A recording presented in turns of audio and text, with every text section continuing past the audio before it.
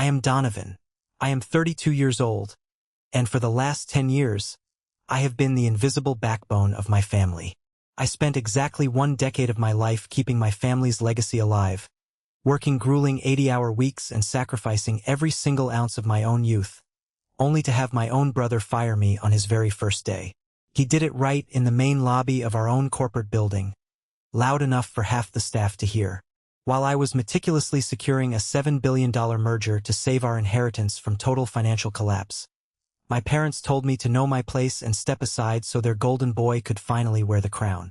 They literally laughed at my vintage blazer in front of 50 employees, treating me like I was nothing more than the hired help, a minor obstacle standing in the way of their favorite child's entirely unearned glory. But there is one massive thing they didn't know, a secret that would absolutely destroy their perfectly manicured lives. The billionaire investor they were so incredibly desperate to impress didn't care about their company, their brand, or their sudden, idiotic shift in executive leadership.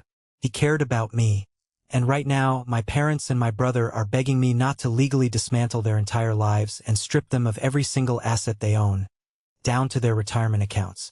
Before I tell you exactly how I systematically and legally destroyed them, hit that like button if you truly believe in justice. And don't forget to let me know where you're watching from in the comments below.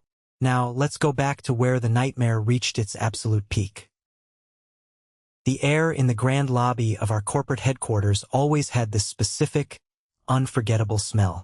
It was a sterile, highly expensive blend of industrial lemon polish, intensely cooled recirculated air conditioning, and the sharp, metallic tang of corporate anxiety. I had spent a full decade learning to breathe that exact air. I spent 10 years learning to navigate the treacherous, invisible currents of power that flowed through the hallways of that glass tower like a live electrical current. I was the chief strategy officer. To the outside world, to our competitors and our wealthy clients, it was an incredibly impressive title. It demanded respect, commanded a high salary. But to my family, that title meant absolutely nothing. To them, it just meant I was the workhorse. I was the guy who stayed at the office until past midnight, eating cold takeout at my desk, fixing the catastrophic financial disasters my father routinely created, and covering up the unbelievably lazy mistakes my older brother, Preston, constantly made. I was standing near the towering indoor waterfall in the center of the atrium. It was a ridiculous architectural feature that cost more than my entire college fund, a towering monument to my parents' obsession with appearances over actual substance. I was reviewing the final clauses of the massive $7 billion acquisition on my tablet, completely focused on ensuring that generations of our family would be financially secure forever. The heavy glass doors slid open, and the cold morning air rushed in, carrying the sound of the busy city street. Preston walked in. It was his first official day as the newly appointed executive vice president. He was 35 years old, armed with a sense of entitlement so massive it had its own gravitational pull, and he was wearing a smirk that suggested he truly believed he owned the entire world. He was flanked by our sycophantic HR director, Sylvia, and our Uncle Gregory, a man who survived in business solely by feeding off the accomplishments of others. They looked like a royal court accompanying their spoiled, utterly useless prince. Preston didn't walk over to say good morning. He didn't ask how the final preparations for the biggest real estate deal in our family's history were going. He marched straight toward me, his expensive Italian leather shoes clicking loudly against the imported marble floor. He was holding a thick, spiral-bound book. It was the employee handbook, a dusty relic from the late 90s that nobody had actually opened since we transitioned to digital files over a decade ago. It was a prop, a weapon he had dug out of an archive specifically for this moment. He stopped right in front of me, invading my personal space. He looked me up and down, his eyes lingering with sheer, theatrical disgust on my tailored charcoal blazer and my expensive, yet slightly distressed leather briefcase. His voice echoed across the massive lobby, intentionally loud enough to make the security guards, the receptionists, and the morning commuters freeze in their tracks. "You are violating section for regarding appropriate client-facing attire?" Preston sneered, waving the heavy handbook right in my face. "We don't do distressed leather here, Donovan. We represent excellence." And those buttons on your blazer are non-standard. They are too flashy. Did you even bother to read the dress code before you came to work today? The lobby went dead silent. The financial analysts walking toward the elevators stopped moving. The baristas at the lobby cafe froze mid-pour. You could hear a pin drop in that massive atrium. I lowered my tablet slowly, keeping my breathing completely steady. I looked at him, refusing to let him see even a hint of intimidation or surprise. I reminded him, keeping my voice perfectly level, that I was meeting with Victor Thorne in exactly 20 minutes to finalize a $7 billion merger. I told him my briefcase was not the issue, and that his interruption was actively jeopardizing the preparation for the most critical moment of our professional lives. Preston turned a shade of red that violently clashed with his overly shiny, brand-new suit. He wasn't used to pushback.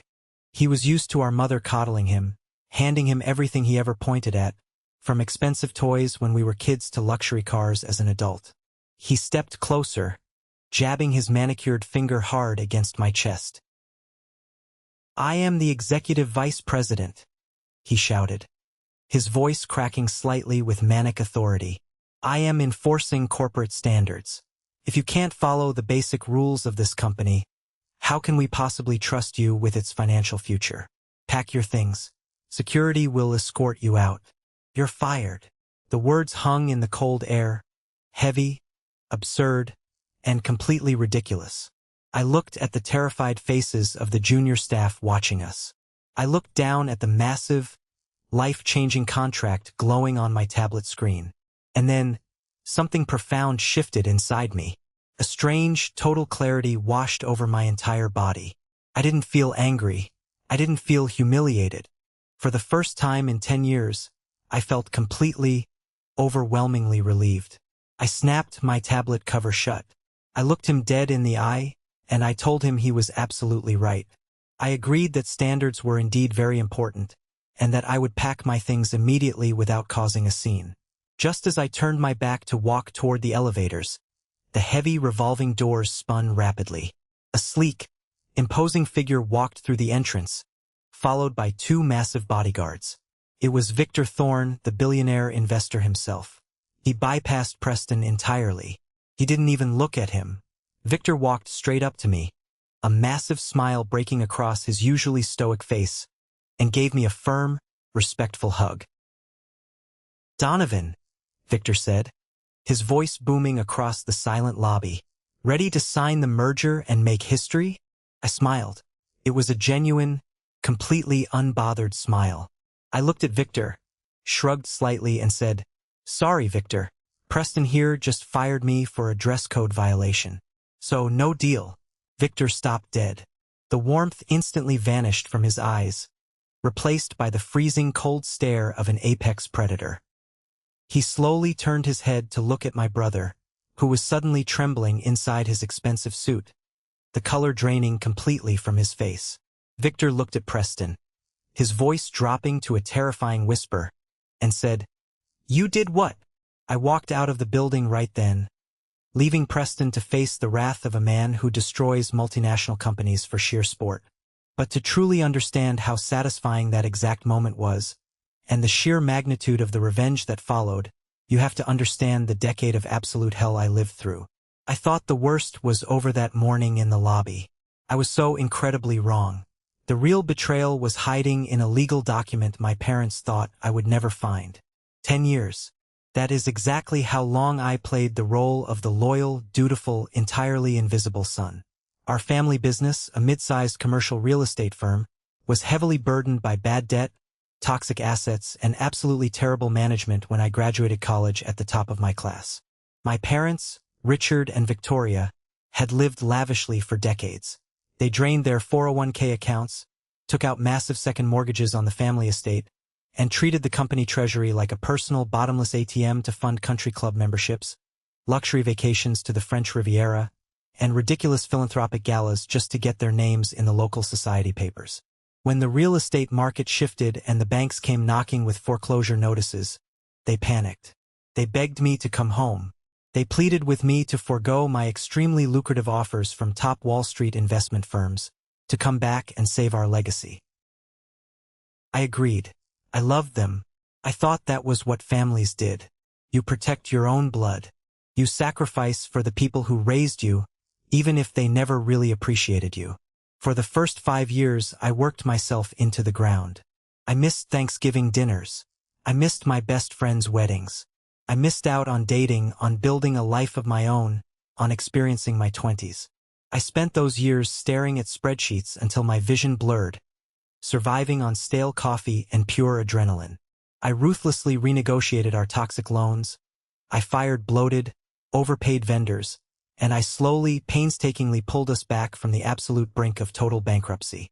I built relationships with legacy clients who trusted my handshake more than any legally binding document. I was the architect of our survival.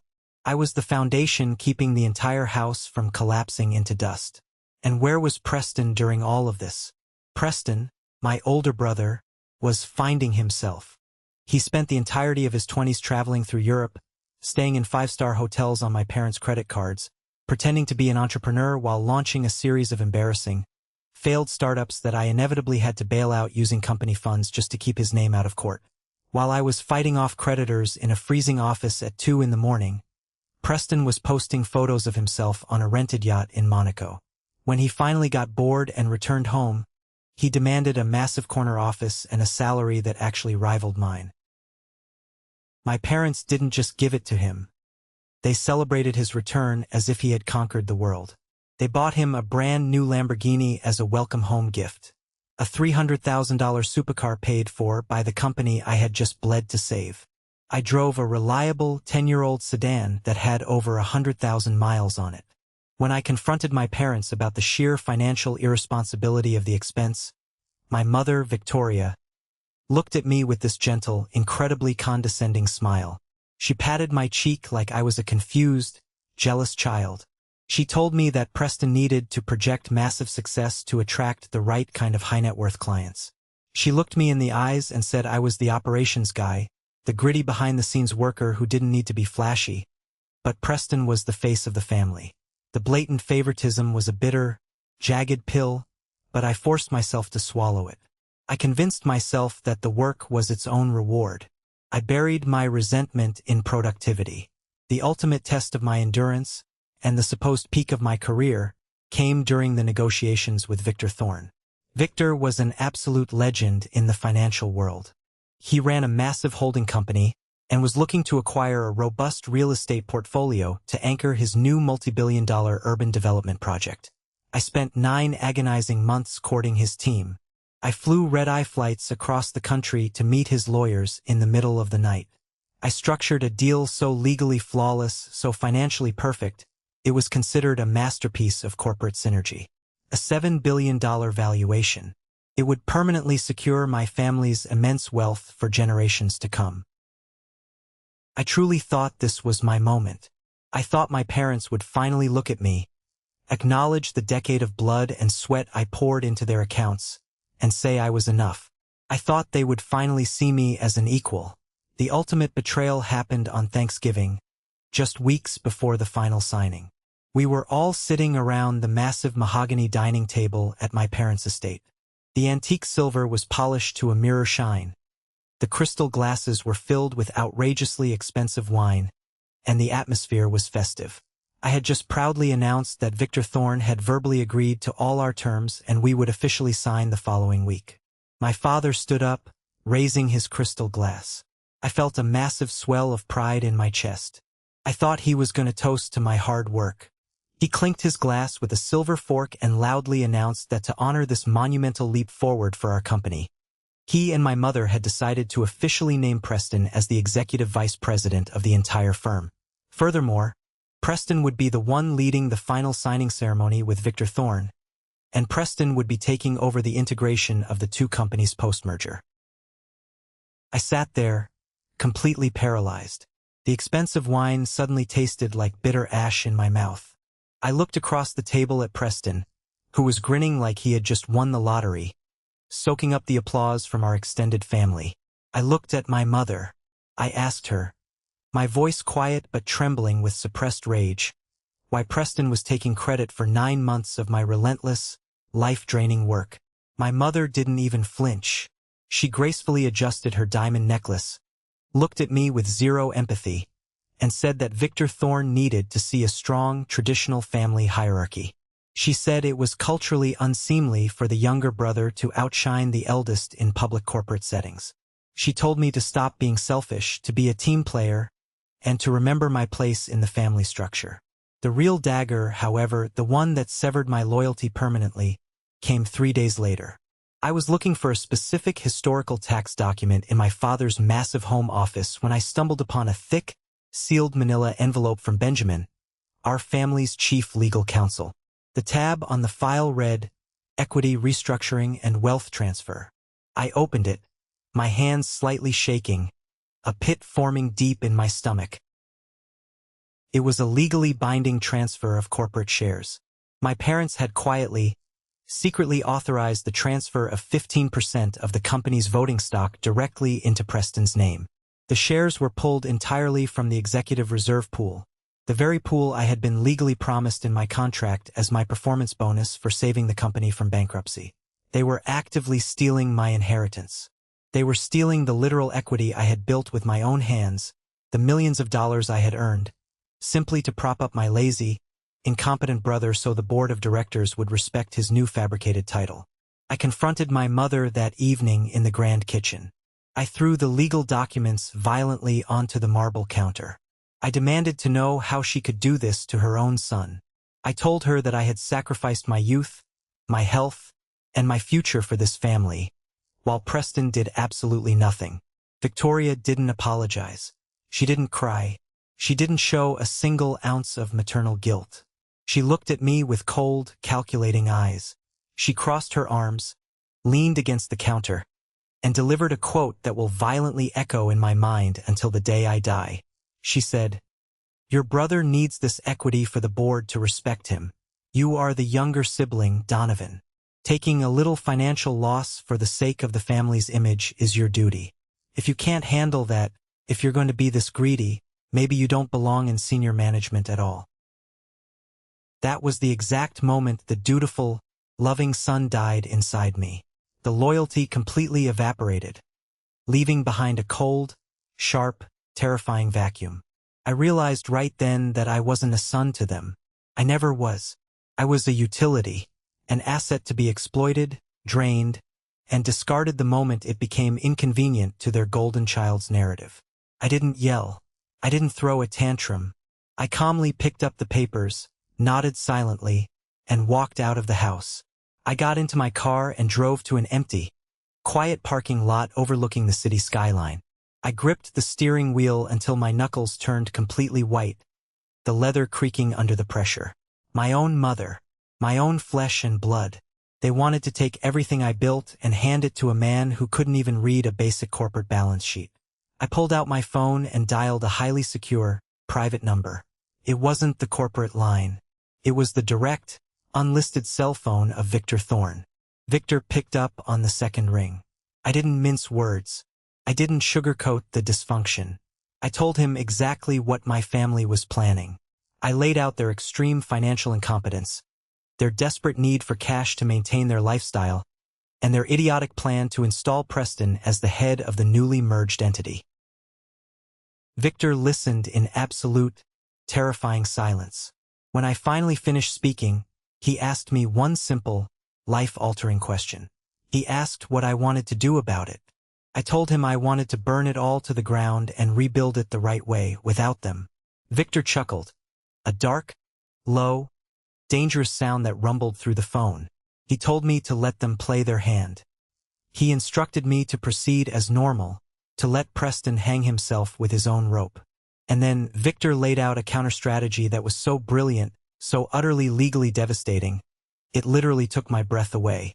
I thought I knew how incredibly cold and brutal the corporate world could be. I had no idea what was truly possible until that night, and the real storm was just about to break. The morning of the signing, the exact day I was officially fired in the lobby, was a Tuesday. The sky was a clear, sharp blue, entirely disconnected from the violent storm brewing inside my chest.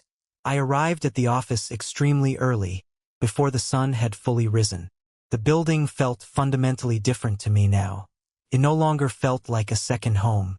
It felt like enemy territory, a place I had fortified for years only to have the gates opened to the barbarians by my own family. At exactly 8:30, Preston arrived.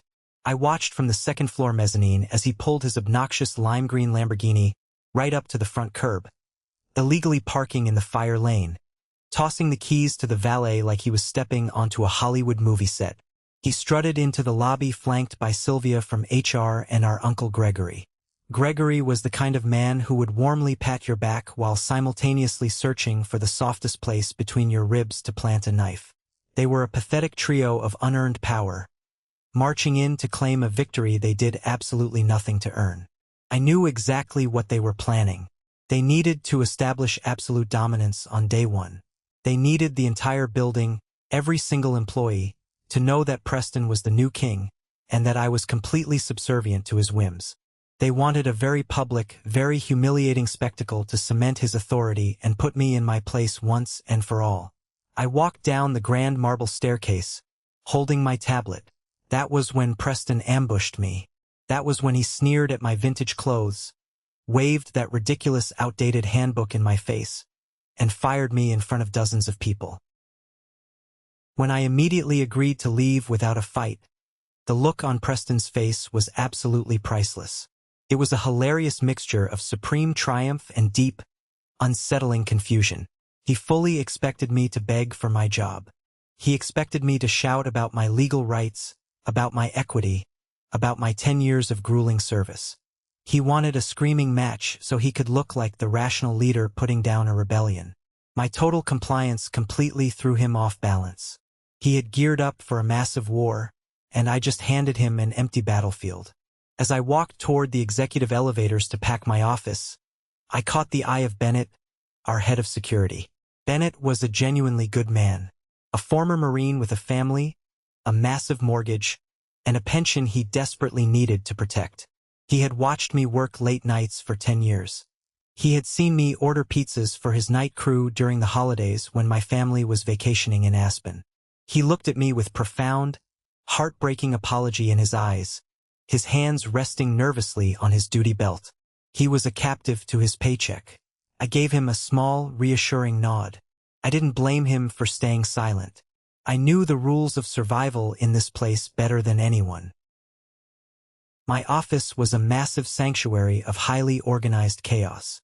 My assistant, Clara, was standing perfectly still by my desk. She was clutching a stack of confidential files to her chest, her face pale as a ghost, tears streaming relentlessly down her cheeks. Clara was fiercely loyal. She was the only person in the building who truly knew how the machine worked. She knew every nuance of the Thorn deal. She knew the exact leverage ratios. She knew where all the financial bodies were buried in the deeply complex appendices. "Donovan," she whispered, her voice cracking with pure panic. "Did he actually do it? Did he fire you right now? Today?" I kept my voice incredibly soft, pulling a cardboard box from the supply closet and methodically packing my personal items. The framed photo of my dog, the crystal paperweight Victor gave me. I told her it was absolutely true. Clara completely panicked. She started hyperventilating. She said the meeting with Victor was in less than an hour. She asked how on earth Preston was going to navigate the highly confidential Montana land addendums. The Montana land was my absolute secret weapon. It was a massive piece of real estate my grandfather had purchased decades ago. On paper, to any casual observer, it looked like a massive liability, a barren tract of land endlessly draining our accounts through property taxes. But over the last 2 years, I had personally negotiated a highly complex zoning change with the local government that turned it into the most valuable commercial development site in the entire state. The paperwork for the zoning change wasn't on the company's main servers. It was heavily encrypted, and the physical, legally binding copies were sitting safely in my personal fireproof safe at my apartment. Without that specific addendum, Victor's acquisition algorithm would immediately flag the entire real estate portfolio as highly toxic and mandate a complete liquidation. I looked at Clara, who was shaking, and I smiled warmly. I told her I was completely sure Preston was very capable, considering he had an impressive new title and a shiny new sports car. Let him drive his way out of this. I sat down at my desk, logged onto my computer with my administrative credentials, and initiated a full, irreversible wipe of my personal cache, my private communications, and my local hard drives. I didn't destroy a single piece of company property. I didn't break a single law. I simply removed my personal intellectual footprint. The crucial maps they needed to navigate the treacherous maze of this $7 billion deal were entirely in my head. Let the golden boy figure it out using the outdated files on the main server. I put on my coat, picked up my cardboard box, and walked out of the building. I didn't look back once, but my phone buzzed violently in my pocket before I even reached the end of the city block. It was a highly urgent text from Clara. "Donovan, I'm so sorry. Couldn't stop it. Derek just gave Preston your master passwords." I stopped walking instantly. The loud, chaotic noise of the city street completely faded away, replaced by a high-pitched ringing in my ears. Derek, our chief financial officer. I had personally hired Derek 5 years ago when he was drowning in crippling personal debt, facing a brutal divorce, fighting a nasty custody battle, and on the verge of losing his home. I mentored him. I fought the board of directors tooth and nail to get him his promotion and a massive salary increase. I trusted him implicitly with my life and my career. And here he was, immediately handing over the keys to the kingdom the very second the wind changed direction. Derek knew exactly what was happening. He knew that if Preston took over, the massive executive bonus pool from the merger would be restructured in a way that heavily favored the C-suite yes-men who enabled Preston. Derek actively traded his integrity and his loyalty to me for a larger piece of the financial pie. A new text from Clara popped up on my screen. Derek told Preston about the Montana files. They are trying to access your private server partitions right now. They want to completely erase your name from all the Genesis documents so Preston gets 100% of the credit for the entire merger. The sheer, breathtaking audacity of the betrayal hit me like a physical, heavy blow to the chest. It wasn't just my narcissistic parents anymore. It wasn't just my deeply entitled brother. It was the very people I had actively protected, mentored, and saved. They were systematically trying to erase my entire existence from the company I spent a decade building. They wanted to rewrite history to make it look like I never mattered at all. I took a long, deep breath of the cold city air.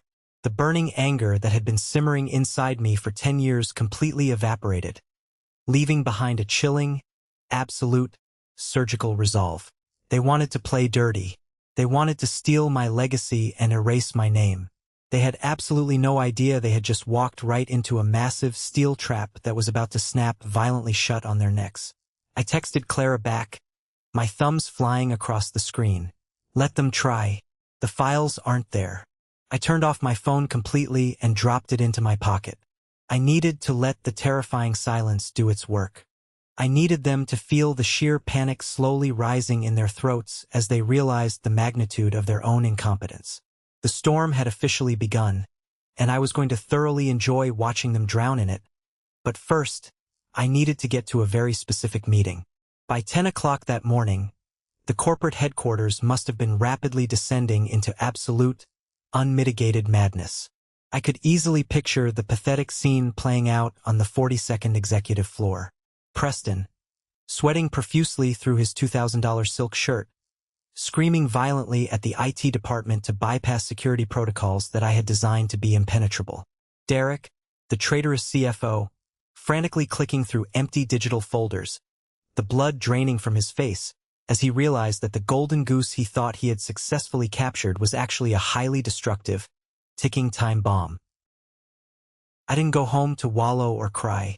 I walked 2 blocks down the busy street and entered a high-end, extremely quiet cafe that sat directly across from the massive glass facade of our company building. I ordered a black coffee, sat in the secluded corner booth right by the window, and I watched the glass tower. It didn't take long for the desperate damage control to start. Through my network of loyal industry contacts, information started trickling into my secondary encrypted phone. Sylvia, the deeply corrupt HR director, and my Uncle Gregory were already in motion, scrambling to cover their tracks. They couldn't possibly admit to the board of directors that they had fired the lead negotiator, the only man who understood the deal, on the exact day of the biggest merger in company history over a fabricated dress code violation. So they spun a massive, highly illegal lie. They initiated a vicious whisper campaign. A highly confidential email went out to the senior partners and key stakeholders suggesting that I had been forcibly escorted out of the building due to severe financial irregularities and an investigation into a breach of fiduciary duty.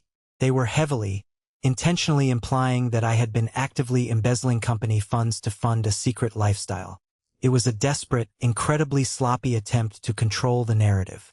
They figured if they dragged my name through the mud quickly enough, if they painted me as a criminal, nobody would ever question my sudden, shocking departure, and my parents wouldn't have to explain why their youngest son was suddenly gone. But they were so incredibly focused on covering their tracks and protecting Preston's fragile ego that they didn't realize they were actively leaking blood in a tank full of hungry sharks. The rumors of massive embezzlement at the highest level of leadership leaked to the financial press within an hour. Wall Street does not like instability, and it certainly does not like the sudden termination of a chief strategy officer hours before a $7 billion signing. Our company's stock, which had been steadily climbing for months in anticipation of the Thorn merger, took a sudden, violently sharp dive. A quick 5% drop in 30 minutes. Tens of millions of dollars in company valuation completely wiped out because Preston needed to feel powerful for 5 minutes in a lobby. I took a slow sip of my coffee.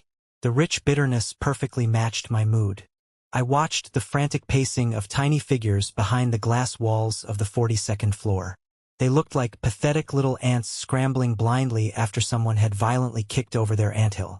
I imagined my parents sitting in their country club, checking their phones, watching their net worth plummet in real time, having absolutely no idea that their golden boy was the one holding the match.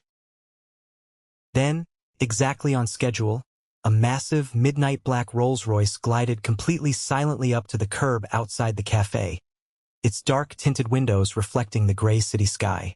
The rain had just started to fall, slicking the streets and casting a somber, cinematic filter over the city. The heavy rear door opened smoothly, and Naomi stepped out. She was Victor Thorne's chief of staff, an incredibly intimidating woman renowned throughout the financial sector for her ruthless efficiency and absolute, unyielding discretion. She held a sleek, waterproof, biometric briefcase. She walked into the cafe, her heels clicking sharply, spotted me instantly, and slid into the leather booth directly across from me. She didn't bother with pleasantries or small talk. She didn't ask how I was feeling about being betrayed by my own blood. Naomi opened the biometric briefcase and slid a thick, heavy stack of legal documents across the table. "Victor extends his warmest regards," Naomi said, her voice crisp and entirely devoid of emotion.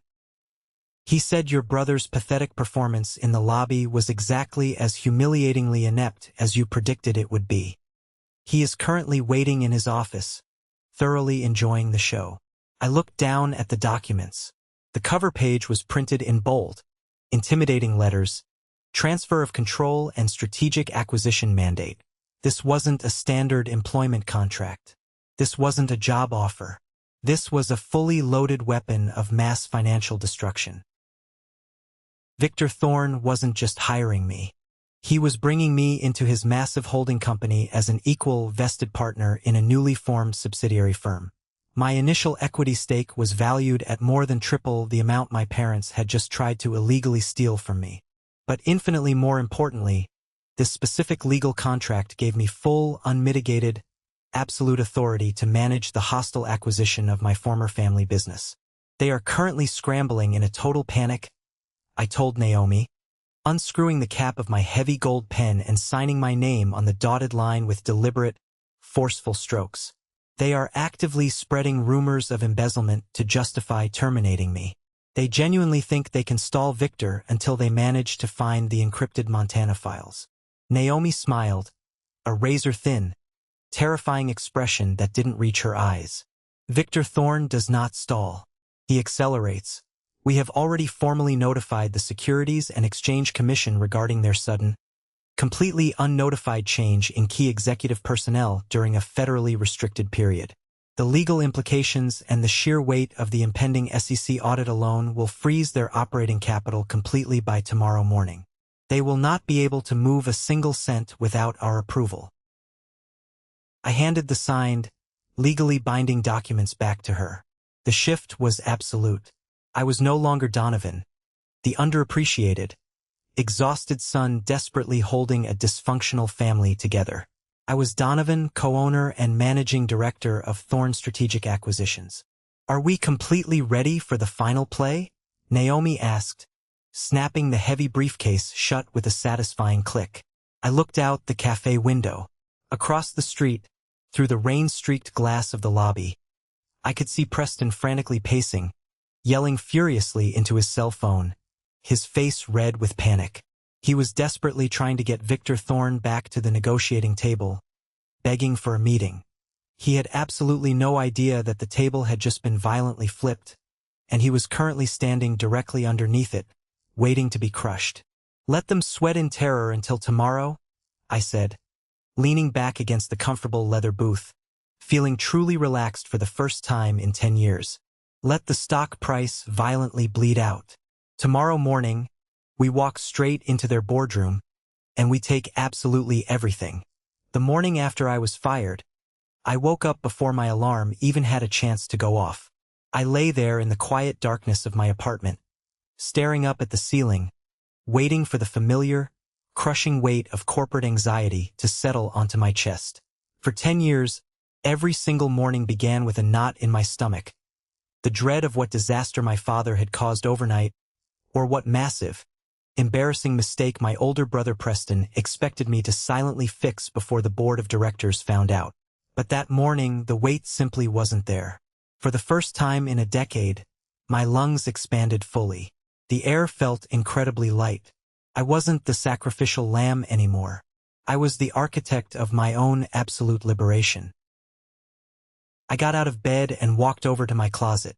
I bypassed the standard, conservative gray suits I usually wore to blend in and appease my parents' strict rules about not outshining the air. Instead, I pulled out a brand new, incredibly sharp, tailored navy blue suit. I paired it with a crisp white shirt and a silk tie that commanded absolute authority. I was dressing for a corporate funeral. The funeral of my deeply toxic, emotionally abusive family dynamic. At exactly 8:45 in the morning, the sky over the city was a bruised, heavy, slate gray, threatening a massive thunderstorm. The weather perfectly mirrored the impending destruction. I walked through the soaring, incredibly secure glass doors of the Thorn Strategic Acquisitions building. It was a completely different universe from my family's flashy, desperate, heavily mortgaged corporate headquarters.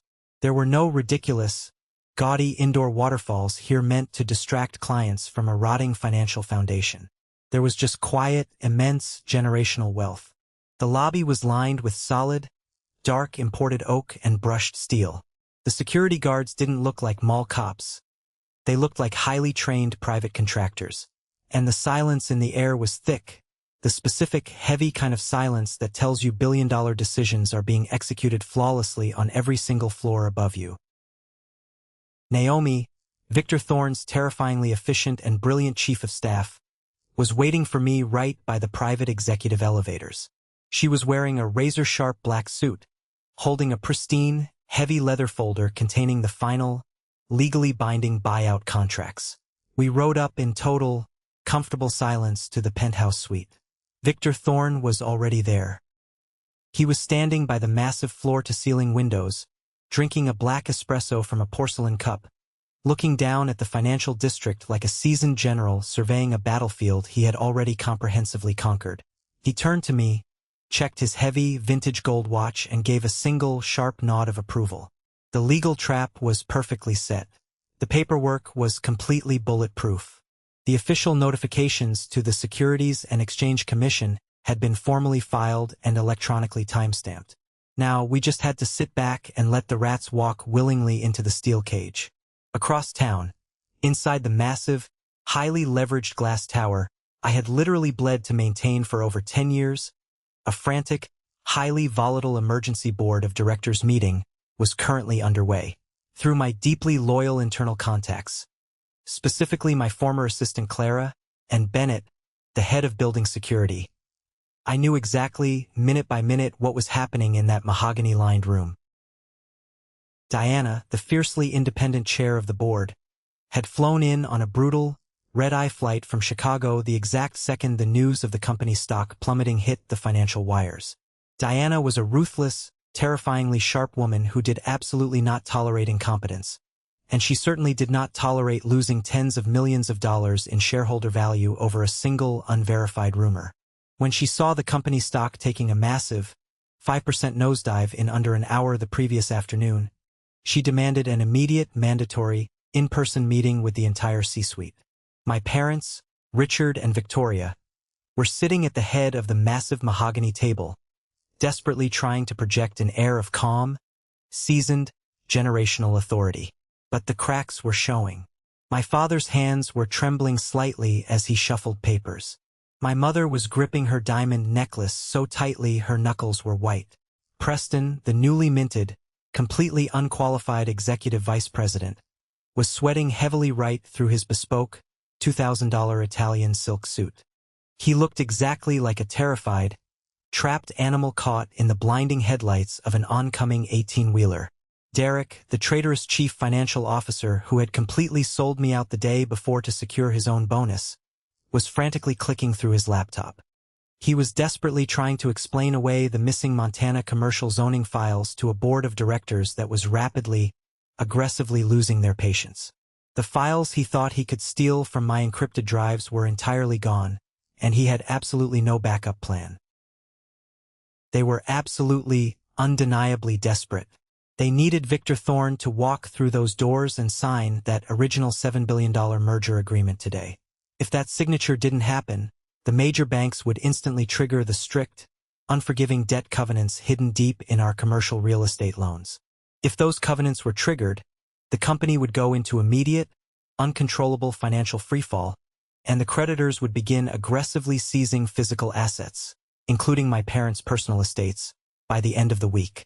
So, when Victor Thorne's office officially called my father earlier that morning and coldly stated that Victor was willing to come to their boardroom for one final, definitive discussion, my family genuinely thought they had won the war.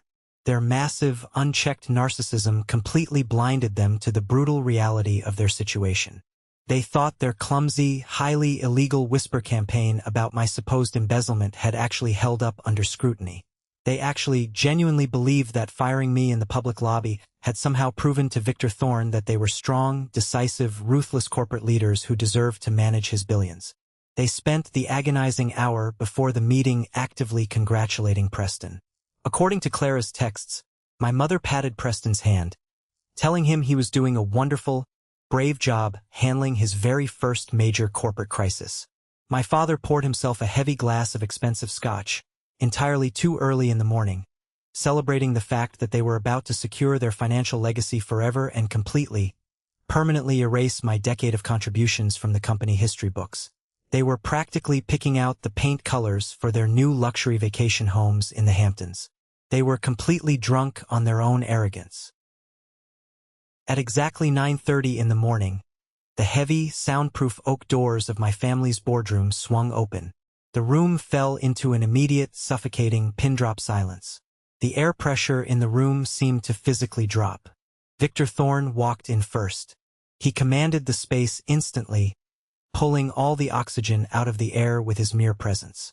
The independent board members, even the most seasoned, cynical Wall Street veterans, sat up noticeably straighter in their expensive leather chairs. My father, Richard, practically leaped out of his executive seat. He plastered on a fake, overly enthusiastic, desperately eager smile that didn't reach his panicked eyes, and enthusiastically extended his right hand toward the billionaire. "Victor, thank you so much for coming," my father said, his voice dripping with forced confidence and hidden desperation. "We know yesterday was a bit chaotic with the sudden, necessary personnel changes, but as you can completely see, our new executive vice president, Preston, has everything completely and totally under control. We have ironed out the minor wrinkles, and we are completely ready to finalize the paperwork and move forward with this historic, mutually beneficial partnership. Victor Thorne did not take my father's outstretched hand. He let Richard stand there, his hand hanging awkwardly and humiliatingly in the empty air, for a full, excruciating 5 seconds. Victor just stared at him with eyes as cold, dark, and unforgiving as a frozen lake at midnight. He finally walked past my father, completely ignoring his existence, and took a seat at the far, opposite end of the incredibly long table, claiming the traditional seat of the ultimate authority in the room. "I didn't come here alone, Richard," Victor said, his incredibly deep voice echoing sharply in the tense, silent room. That was my exact cue. I stepped through the doorway, the heavy oak doors closing silently behind me. I stood tall in my new suit, holding the heavy leather folder securely under my arm. I didn't look like the exhausted, overworked, desperately seeking approval son they had cruelly discarded in the lobby just 24 hours ago. I looked like a man who owned the entire building. I looked like a man who held their entire financial existence, their legacy, and their freedom in the palm of his hand. The reaction from my family was instantaneous, visceral, and incredibly, deeply satisfying to witness. Preston gasped out loud, a pathetic, high-pitched, incredibly weak sound.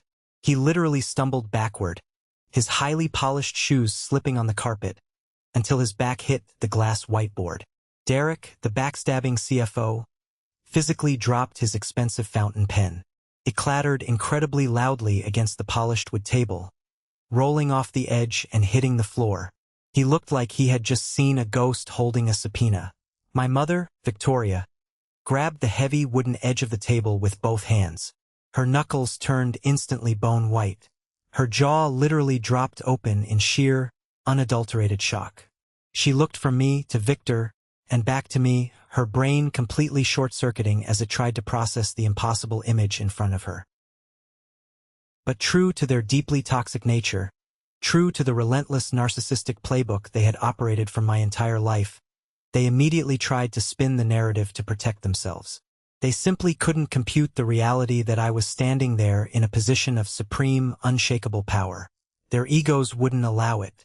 They automatically assumed Victor Thorne had dragged me there by the collar to force me to apologize to them.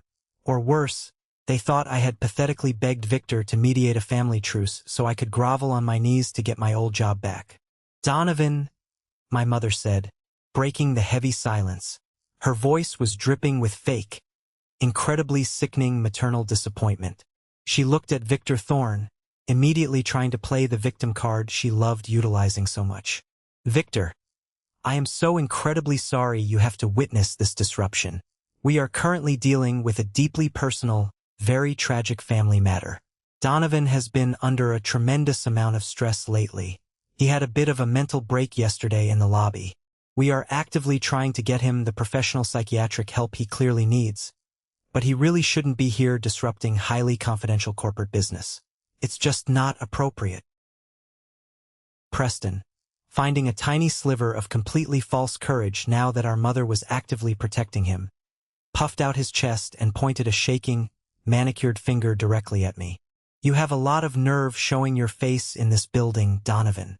After the massive financial irregularities we uncovered in your accounts yesterday, you're incredibly lucky we haven't filed a massive civil lawsuit or called the police to have you arrested. You need to leave this room immediately before I call security to drag you out again." I just stood there. I didn't defend myself against their insane, desperate accusations. I didn't yell. I didn't lose my temper or show a single ounce of emotion.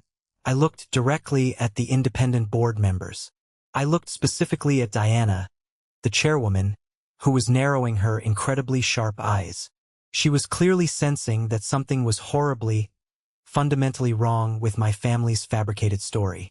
She was looking at my absolute calm demeanor, and she was looking at Victor Thorne's silent, powerful endorsement of my presence. And the gears in her highly analytical mind were turning rapidly. She knew blood was in the water. I walked slowly, deliberately, down the entire length of the massive mahogany table. I stopped right across from where Preston was standing. I placed my hands firmly on the back of an empty leather executive chair. Financial irregularities? I asked, keeping my voice dangerously quiet, letting the words hang heavily in the air. Is that the official story you decided to run with, Preston?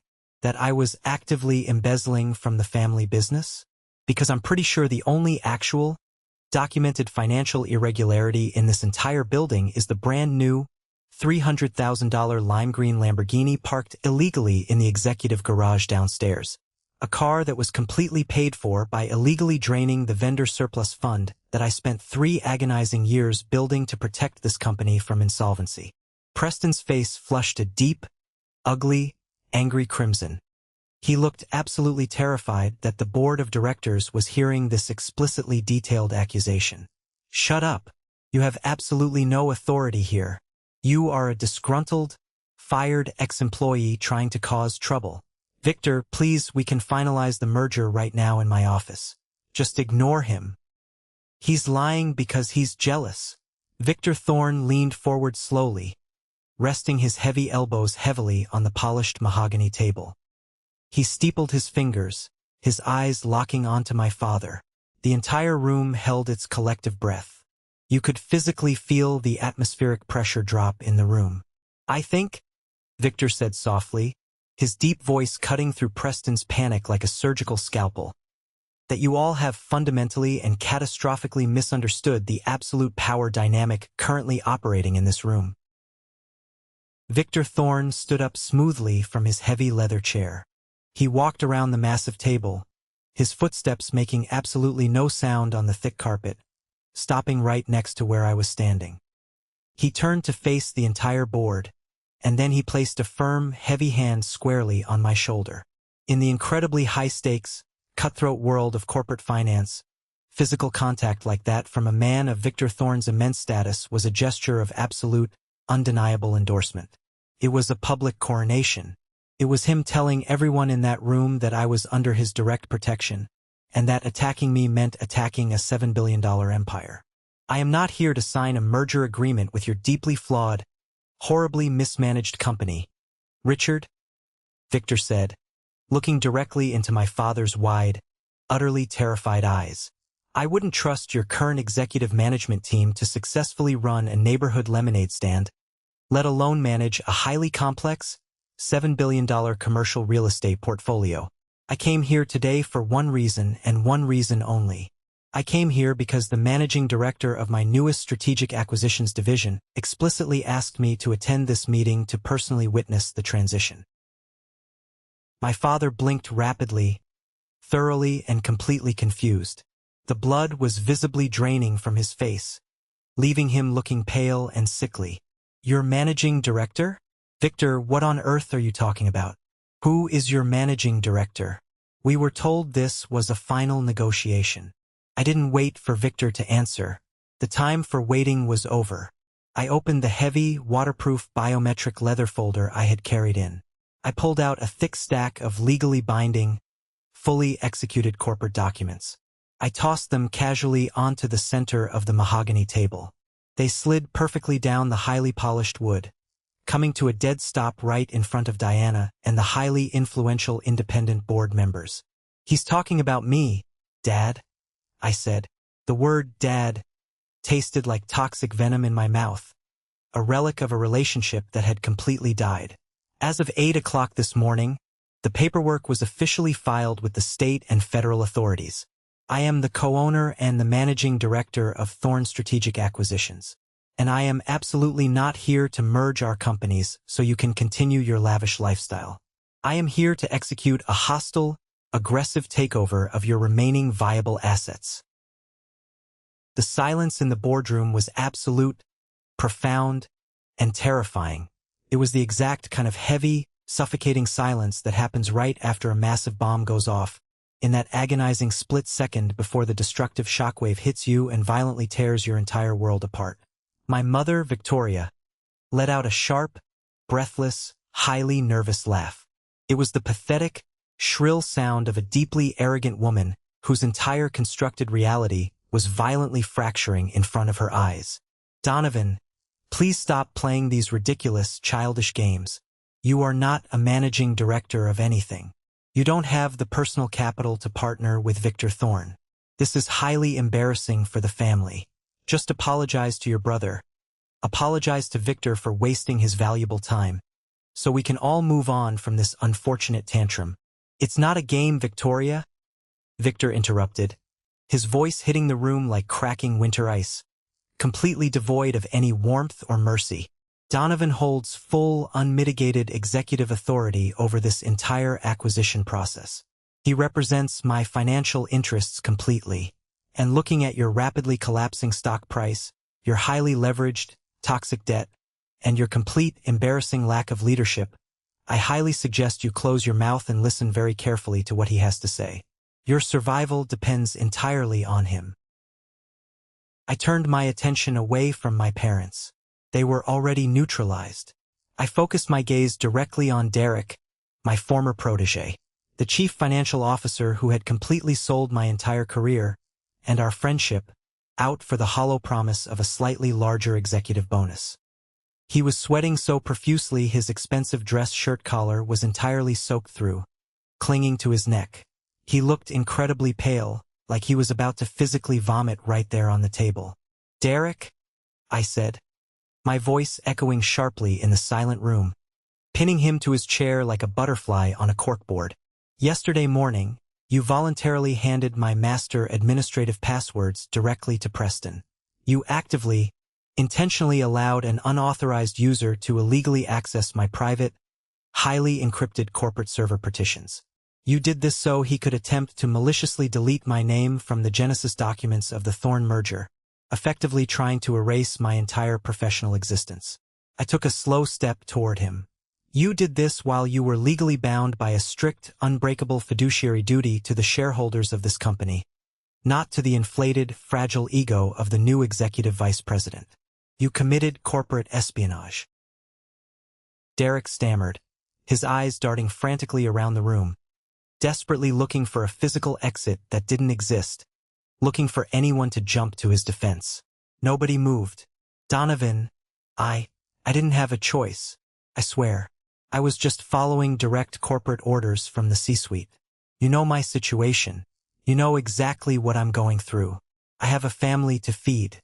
I have a brutal, incredibly expensive custody battle going on right now over my kids. I need my salary to pay my lawyers. If I didn't do what Preston asked, he threatened to fire me. I didn't want to get involved in a family dispute. You got involved the exact second you consciously chose corporate greed over basic loyalty and strict legal compliance. I snapped, my voice rising in volume, completely commanding the space. I remembered the nights I stayed late helping him prepare for his custody hearings, the times I covered his mistakes. The betrayal burned, but the justice was freezing cold. I looked directly at Diana, the highly respected board chair. Diana, if you open that packet, you will find the certified, electronically time-stamped server logs proving blatant corporate espionage, unauthorized data manipulation, and the attempted destruction of critical company records. You will find it on page 4 of that legal packet in front of you. I have already forwarded the completely unredacted digital logs directly to the Enforcement Division of the Securities and Exchange Commission. The SEC is currently opening a formal, federal investigation into this company's executive leadership as we speak. They will be freezing your accounts by noon. Diana picked up the thick packet. Her highly trained, analytical eyes scanned the complex legal documents and the undeniable, incredibly detailed server logs. Her face hardened into a terrifying mask of pure, unadulterated, righteous fury. She looked slowly at my father, her eyes filled with disgust, and then she turned her lethal gaze to Preston. Is this true? Diana demanded, her voice cutting like a whip. Did you illegally access encrypted corporate files, and then subsequently, blatantly lie to this board of directors about Donovan embezzling funds to cover up a wrongful, highly illegal termination? Did you expose this entire firm to massive federal liability just to protect your ego? Preston completely panicked. The thin, fragile facade of the confident, powerful executive completely shattered into a million pieces. He unraveled right in front of the entire board, his true, pathetic nature exposed for everyone to see. He was hoarding company property. Preston screamed, his voice pitching high with hysteria. He was maliciously hiding the Montana commercial zoning addendums. He tried to actively sabotage my first day as vice president to make me look bad. He's a traitor. He wanted me to fail. I smiled. It was a cold, incredibly predatory smile. It was the smile of a man who had already won the war and was just watching the enemy burn their own ships. I didn't hide a single thing from the company, Preston. The Montana commercial zoning files, the very documents that make this entire real estate portfolio actually worth billions of dollars instead of just millions, were legally registered under my personal independent LLC, not the family trust. The entire room went completely still. Even Victor Thorne seemed to enjoy the absolute perfection of the trap. I negotiated that incredibly complex zoning change entirely on my own personal time. I continued, speaking slowly so they understood the magnitude of their mistake.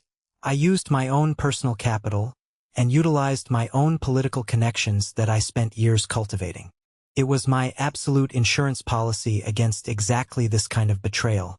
I knew eventually you would try to stab me in the back. And yesterday morning, when you arrogantly, stupidly fired me in the lobby over the pearl buttons on my vintage blazer, you successfully fired the only legal owner of the single most valuable financial asset in this entire corporate portfolio. You literally handed me the keys to the kingdom and pushed me out the door. My father, Richard, gripped the heavy edge of the table. His face was turning a highly unhealthy, dangerous shade of purple. He was hyperventilating. You stole from us? You hid massive assets? That Montana land belongs to the family inheritance. It belongs to us. You have a moral duty to this family. Inheritance. I laughed, a harsh, humorless sound, shaking my head in pure, absolute disgust.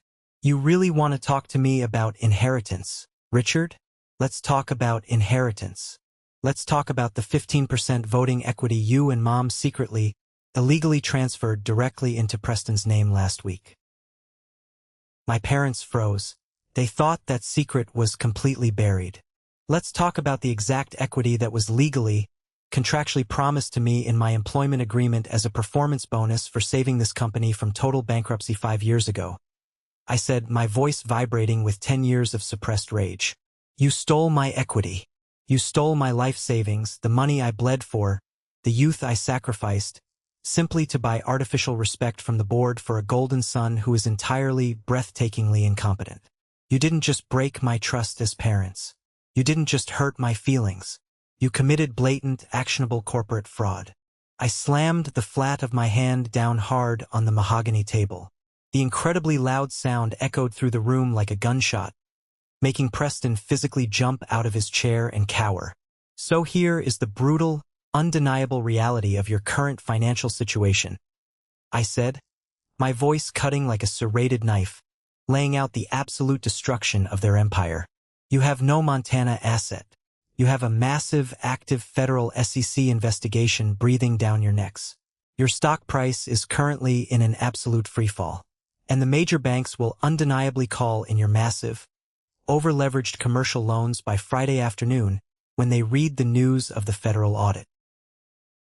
I pulled a single, crisp piece of paper from the back of the folder and pushed it slowly, deliberately toward the exact center of the table, letting it rest in front of Diana.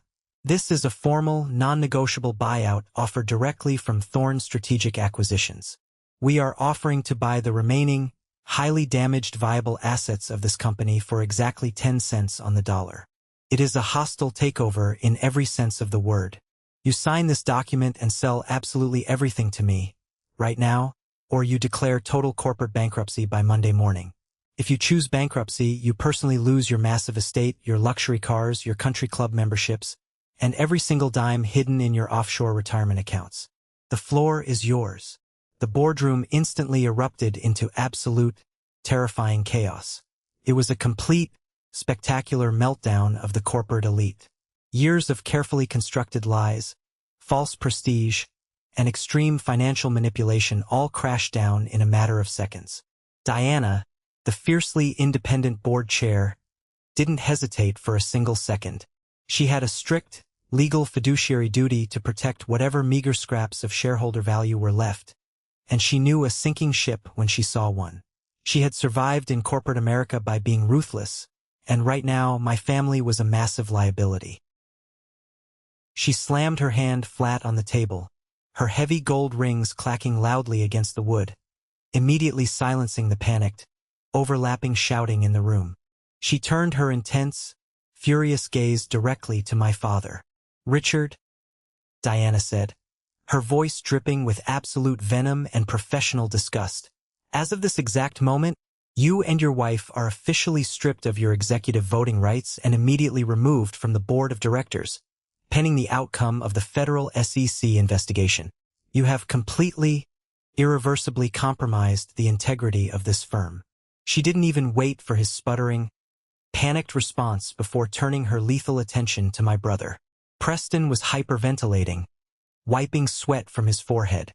"Preston, you are fired," Diana declared, pointing a finger at him. "Effective immediately. For cause. You will not receive a single cent of your severance package. Security will escort you out of the building. Do not touch your computer. Do not pack a box. Just leave." She then turned to the CFO. "And Derek, you are suspended without pay. Furthermore, the board will be retaining outside counsel to file a massive civil lawsuit against you personally for gross breach of fiduciary duty, corporate espionage, and active participation in a cover-up." Preston completely lost his mind.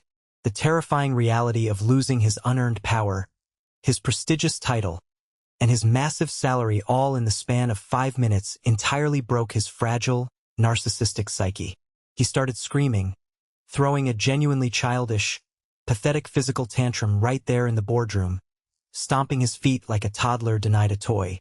"You can't do this to me," Preston screamed, his face a blotchy, ugly red. "I am the executive vice president. I am the primary heir to this entire company. It belongs to me. Donovan, you're a jealous, pathetic loser. You planned this whole thing because you hate me. You've always been jealous of me because Mom and Dad love me more." I watched calmly, feeling absolutely nothing, as the heavy oak doors opened.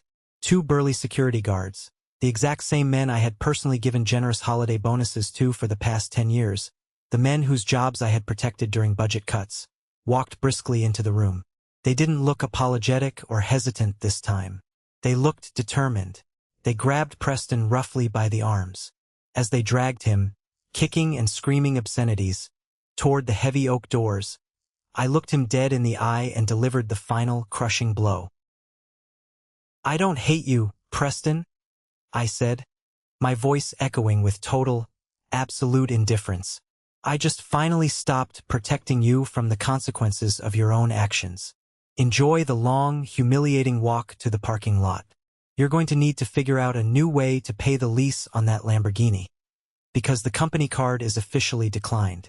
Once Preston was forcibly removed from the room, the terrifying reality of the situation fully crashed down on my parents. The arrogant, untouchable facade they had worn my entire life completely shattered, leaving behind pure, pathetic desperation. The wealthy, elite society figures were entirely gone, replaced by 2 terrified elderly people realizing they were about to lose everything they valued in the world: their status and their money. My mother, Victoria, stood up slowly. Her hands were shaking so violently her diamond bracelets rattled against each other. A sharp, metallic sound in the quiet room.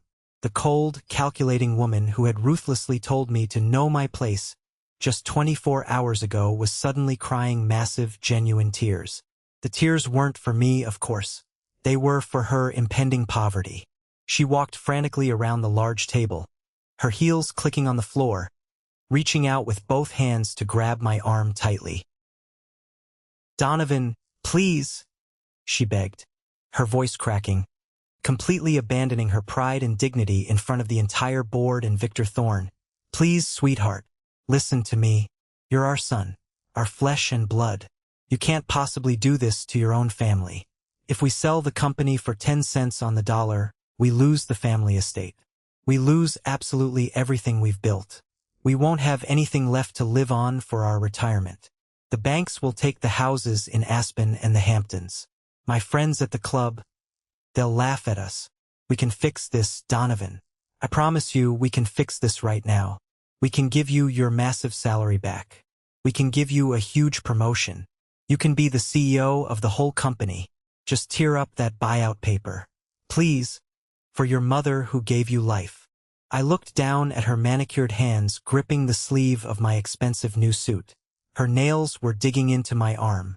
I searched my heart, the deepest parts of my soul, for a shred of empathy, a tiny drop of familial love, or even a hint of hesitation. I felt absolutely nothing. The emotional well was completely, permanently dry. They had burned the bridge, salted the earth, and now they expected me to build a new one just because they were drowning in the river they created. I gently, but incredibly firmly, removed her hands from my arm and took a deliberate step back, establishing a physical and emotional boundary that would never be crossed again. You didn't care about my financial future when you illegally stole my equity to buy Preston's fake title, I said, my voice quiet, but incredibly sharp, piercing right through her fake tears. You didn't care about my professional dignity when you stood by and let Preston maliciously humiliate me and fire me in the lobby in front of the people I mentored. You didn't care about my mental health when you expected me to work 80-hour weeks while he vacationed in Monaco. You only care about me right now because your massive checkbook is suddenly empty and the banks are calling your cell phone. You made your choice, Victoria. You chose your golden boy. You chose appearances over loyalty. Now you have to live in the crumbling, bankrupt house he built. My father stood there, leaning heavily against the table, looking like he had aged 20 years in the last 20 minutes. The bluster, the bravado, the toxic masculinity he had lorded over me my whole life were entirely gone. He looked small. You're really going to completely destroy your own family over money? He whispered, his voice shaking, still trying to gaslight me into thinking I was the villain. It was never, ever about the money, Richard, I said, looking him dead in the eye, refusing to look away until he cowardly lowered his gaze. It was always about basic respect. It was about acknowledging the massive sacrifices I made for this family.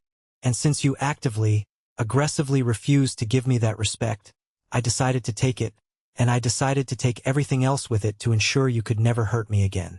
I turned away from my parents and looked at Diana and the remaining independent board members. You have until exactly 5 o'clock today to sign the buyout agreement on that table. If the ink isn't completely dry by 5:01, Victor and I pull the offer entirely. We will happily walk away, and we will buy the remaining scraps of this company at the federal bankruptcy auction next week for 3 cents on the dollar, completely wiping out your remaining shareholder equity. The choice is entirely yours. Have a good day. I didn't wait for a response. I didn't say a final goodbye to the people who raised me. I turned my back on my family, walked out of the silent boardroom, and stepped into the private executive elevator with Victor Thorne. As the heavy metal doors slowly closed, cutting off the pathetic sound of my mother sobbing hysterically, I took a massive, deep breath. The suffocating, crushing weight I had carried on my chest for 10 incredibly long years was completely, permanently gone. I was finally free. Let's pause for a moment. Thank you for staying with me this far, you're truly amazing. Please help me by liking the video and commenting the number 1 below so I know you've been here with me until this point. This not only helps more people discover this story, but also lets me know that my experiences mean something to someone. Your support is the greatest motivation for me to keep sharing the rest of this journey. 6 months have passed since that explosive, incredibly life-altering day in the corporate boardroom. It has undeniably been the most incredibly peaceful, highly productive, and genuinely joyful half-year of my entire life. I am currently sitting in my massive new corner office at Thorne Strategic Acquisitions. The panoramic view of the city skyline is absolutely breathtaking, but honestly, what I love most about this office is the absolute, unbroken peace. There is no toxic screaming from down the hall. There is no emotional manipulation hidden in daily emails. There is no covering up for incompetent, deeply entitled relatives who think the rules don't apply to them. We operate strictly on merit, intense loyalty, and actual measurable hard work. The very first thing I did when I officially took over as managing director was bring Clara over from the old company to be my new director of corporate operations. I instantly doubled her previous salary, gave her full premium executive health benefits, and personally set up a highly generous, fully funded college trust fund for her 2 young kids. She earned every single penny of that compensation by being the one incredibly brave person who stood by my side, cried for me, and tried to warn me when the ship was actively going down under Preston's leadership. She is absolutely thriving now, and she runs my entire operational floor with absolute, unmatched brilliance. As for my deeply toxic family, the financial and social fallout was exactly as brutal, swift, and unforgiving as I promised them it would be. The independent board of directors, facing total financial annihilation and massive personal liability from the SEC investigation, signed the buyout agreement at exactly 4:55 that afternoon. They barely beat the deadline. The moment the ink was dry, Victor and I moved in with surgical precision. We stripped the family company entirely down to its bare studs. We smoothly integrated the highly profitable real estate assets, specifically my Montana commercial zoning project, into Victor's massive global portfolio, and we ruthlessly, efficiently liquidated the rest of the bloated, poorly managed departments. Without the massive, unearned corporate salary and the endless, unchecked company expense accounts, my parents' lavish, fake lifestyle violently and publicly collapsed in a matter of weeks. The major banks, smelling blood in the water, immediately foreclosed on the massive family estate when they couldn't make the highly leveraged, exorbitant mortgage payments. They were forced to publicly auction off the antique furniture, my mother's expensive, heavily insured jewelry collection, and their elite country club memberships just to pay off the massive mountain of personal debts and legal fees they had accumulated defending themselves during the SEC audit. Last I heard through the social grapevine, they were forced to move into a very modest, completely generic 2-bedroom condo in a middle-class suburb far outside the city limits. I heard that my mother, Victoria, is currently locked in a bitter, screaming war with her new homeowners association over the specific, supposedly unapproved shade of paint on her front door. It's a fittingly petty, incredibly small existence for a woman who used to genuinely believe she ruled the world from her high society pedestal. Preston, entirely predictably, hit absolute rock bottom the second he lost his massive financial safety net. Without me there to constantly clean up his massive messes, pay off his mistakes, and do his actual work, his true, staggering incompetence was fully exposed to the entire world. The bank aggressively repossessed the lime green Lamborghini exactly 1 week after he was fired. They towed it right out of the cobblestone driveway of the estate in broad daylight. He desperately tried to start another flashy tech company, begging his former elite friends for investment capital, but word had already gotten around the tight-knit financial sector about his deeply erratic behavior, his complete lack of business acumen, and his direct involvement in the SEC investigation. Nobody would touch him with a 10-foot pole. He is completely, permanently unemployable in the corporate world. My elderly parents are currently draining the very last of their meager, remaining retirement savings just to pay his monthly rent on a small, depressing apartment. Derek, the CFO who traded his loyalty to me for a hollow promise of a bonus, lost his corporate accounting license permanently. The massive civil lawsuit filed by the board completely drained his personal bank accounts, forcing him to sell his house. The intense stress of his highly publicized unemployment and impending legal battles caused him to lose his bitter custody battle entirely. He traded his absolute integrity for a corporate bonus he never even got to see, and it cost him everything he loved. I haven't spoken a single word to my parents or my brother since the exact moment I walked out of that mahogany boardroom. The day the buyout was officially finalized, I completely changed my personal phone number. I aggressively blocked their email addresses, and I explicitly instructed my building security to deny them entry if they ever showed up at my new office. I established an absolute, impenetrable, permanent boundary. Sometimes, well-meaning but misguided people in society will tell you that family is absolutely everything. They will look you in the eye and tell you that blood is thicker than water, and that you have a fundamental moral obligation to forgive your parents and your siblings no matter how terribly they treat you, simply because you happen to share the same DNA. I am here today to tell you that is a deeply toxic, incredibly dangerous lie that only serves to keep victims trapped in endless cycles of abuse and manipulation. Blood does not give anyone the right to emotionally abuse you, financially exploit you, or steal your future to feed their own massive egos. True loyalty is a two-way street built on mutual respect, trust, and shared sacrifice. If you are constantly, desperately pouring your heart, your soul, and your youth into a cup that has a massive hole in the bottom, you are never going to fill it. You are just going to slowly die of thirst while they complain that you aren't pouring fast enough for their liking. I had to completely burn my old life to the ground to finally realize my own immense worth. I had to permanently let go of the desperate, ingrained childhood need for my parents' approval to finally become the successful, peaceful man I was always meant to be. And looking at the incredible, solid empire I am building now, surrounded by people who genuinely respect me and value my contributions, I don't regret a single, solitary thing. I would do it all over again in a heartbeat to secure the peace I have today. Have you ever faced something similarly heartbreaking with your own family?